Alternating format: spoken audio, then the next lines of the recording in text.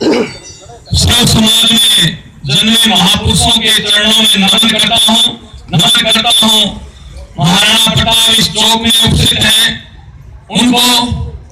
सम्मानित मंच जो ये आरक्षण की एक चिंगारी के रूप में आप लोगों के बीच से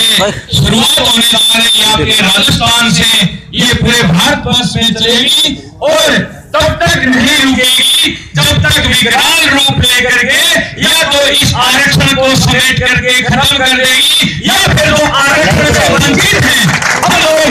आरक्षण से तो वंचित हैं हम लोग, उनको भी हमारा हक मिल जाए, तब तक ये लड़ाई जारी रहेगी। आज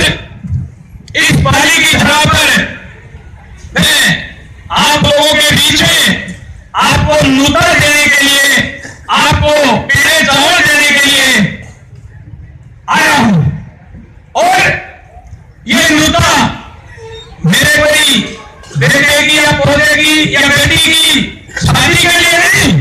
जो स्वर्ण कास्ट के हम लोग हैं, जिन्होंने इस देश को, इस देश में समानता लाने के लिए हमारे बाप दादाओं ने इस देश को समानता का अधिकार दिलाने के लिए लाखों बीघा जमीनें और हमारी प्रॉपर्टियां सरेंडर कर दी थी, उस परिवारों के लिए, उस कौम के लिए ये लड़ाई लड़ने के लिए आज आप लोगों के बीच में मैं हूं। मेरे नौजवान साथियों, हमारे पूर्वजों ने इस देश में समानता लाने के लिए शिली के तहत लाखों बीघा जमीनें सरेंडर कर दी थी, बड़े बड़े गढ़ सरेंडर कर दिए थे, बड़ी बड़ी विधानसभा चल रही है, बड़े बड़े स्टेडियम है, तो बड़े बड़े आज हॉस्पिटल है, वो हम लोगों ने सरेंडर किए थे सिर्फ समानता का अधिकार लाने के लिए में ये आरक्षण हमारे ऊपर थोप करके हमें कहां धकेलना चाहती है ये गवर्नमेंट। मैं ये बाबा साहब का दिया हुआ आरक्षण है उसका विरोध नहीं करता, मैं कहता हूँ बाबा साहब ने खाली 10 साल के लिए ये आरक्षण की व्यवस्था की थी। अब आज जो राजनीतिक पार्टियां हैं उन्होंने इसको वोट बैंक बना लिया है, वोट बैंक बना लिया है। तो मैं राजनीतिक पार्टियों के आपके माध्यम से बताना चाहता हूं, उनसे पूछना चाहता हूं, क्या हर सामान्य वर्ग के लोग हैं उनके वोट नहीं होते क्या, या हमें बटन दबाना नहीं आता?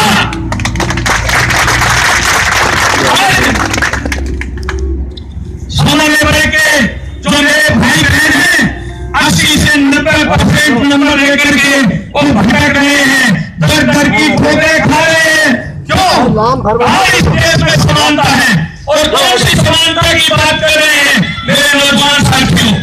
आज ये सरकारें बार-बार हमें ठगते आई हैं। मैं आज आपके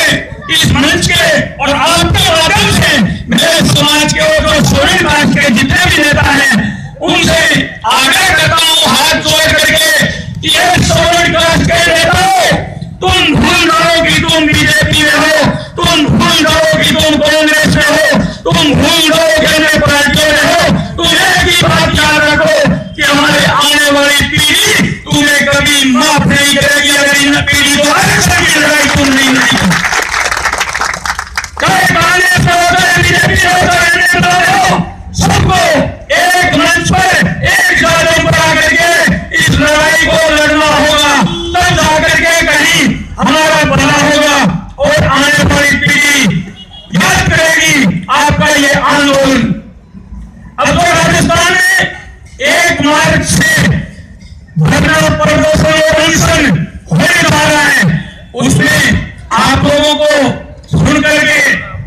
एक अलग ही प्रक्रिया होगी। कुछ लोगों की तो प्रक्रिया क्या होगी कि हम लड़ाई लड़ने में कम थोड़ी है, हम मर्द हैं, हम लड़ाई लड़ सकते हैं, पर महिलाओं का साथ तो सहयोग क्यों दे? उन भाइयों से मैं कहना चाहता हूं कि मेरे समाज के मर्दों, तुम लड़ाई लड़ते और तुम ही नेतृत्व करते तो आज 22 साल हो गई कि सवर्ण आरक्षण की लड़ाई को लड़ते हुए, पर नतीजा जहां से चले थे वही है, 0 का 0 है, 0 का 0 है।